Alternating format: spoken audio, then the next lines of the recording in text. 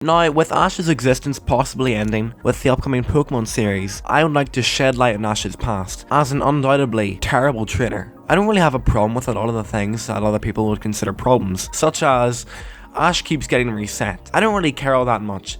It's an anime centered towards kids, so it kinda needs to be reset. Otherwise there'd be a power creep. Like, if Ash didn't get quote-unquote reset, we would get to a stage where Ash would be headed to Unova, and instead of Ash using a Pikachu to battle, he would use an Infernape or a Charizard, or you get it. The only part that I would actually partially agree with on AndrewIG over a reset is Ash's personality being changed. Like from X and Y to Sun and Moon, Ash being really serious, then going to, yeah.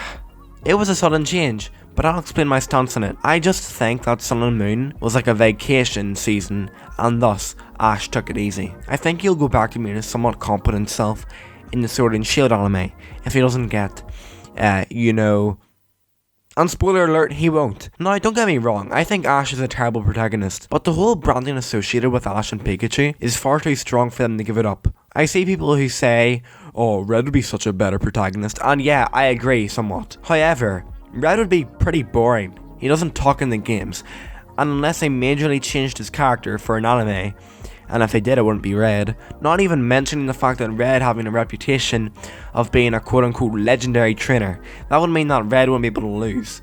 Now, too much of one thing is bad. That not only goes for Red winning, but it would go for Ash losing as well. See, my problem with Ash is the fact that the writers are so incompetent to the point where they would make Ash so powerful, so the only way they could possibly stop him from winning the league is by having some utter bullshit happen. Example being Greninja losing to a fire type, and Tobias with several legendaries.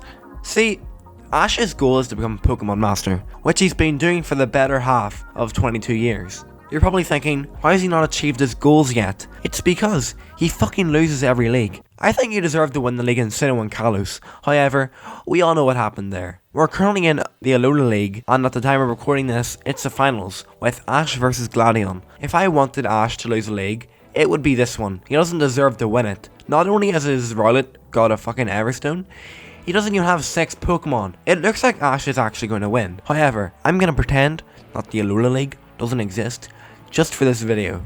So, for 6 regions in a row, he loses a league, not counting the wee orange league where Pikachu beats a Dragonite. Initially, it would seem that, oh yeah, Ash lost this league, but he'll win the next one for sure. And then the next league comes, and the next one, and the next one, and he loses. It gives a message of a somewhat double-edged sword.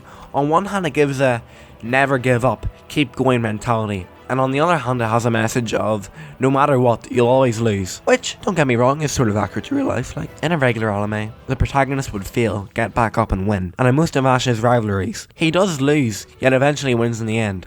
Example being Sawyer and Paul. However, in the case of Alola, where Ash lost to him several times before the league, naturally, it would be expected that since Ash has mastered his weak ball phenomenon, and he has the type advantage, he'd win.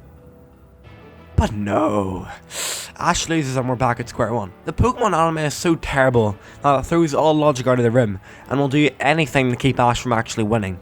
Is that the message you want to send to the audience? One that no matter how hard you try, you'll never win? The Ash vs Sawyer rivalry worked really well. Sawyer beat Ash, which led to Ash developing, coming back and ultimately proving to Sawyer he's a great trainer. Hey, wanna know why Ash versus Alola was? Good job, Charizard, we won. Ah, we'll get you next time, Alola. Good job, Charizard. We won again. Ah, you may be here this time, but in the league we'll beat you for sure. Haha, fuck. This is such bad writing. I don't think that Ash is a bad trainer. In fact, sometimes he's a good trainer. A great trainer even.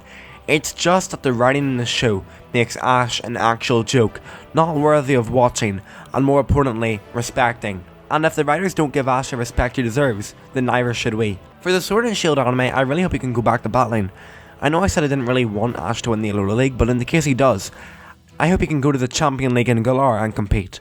The new anime has a lot of potential, and I'm excited to see where it goes. Just praying the fuck it's not a repeat of Sun and Moon.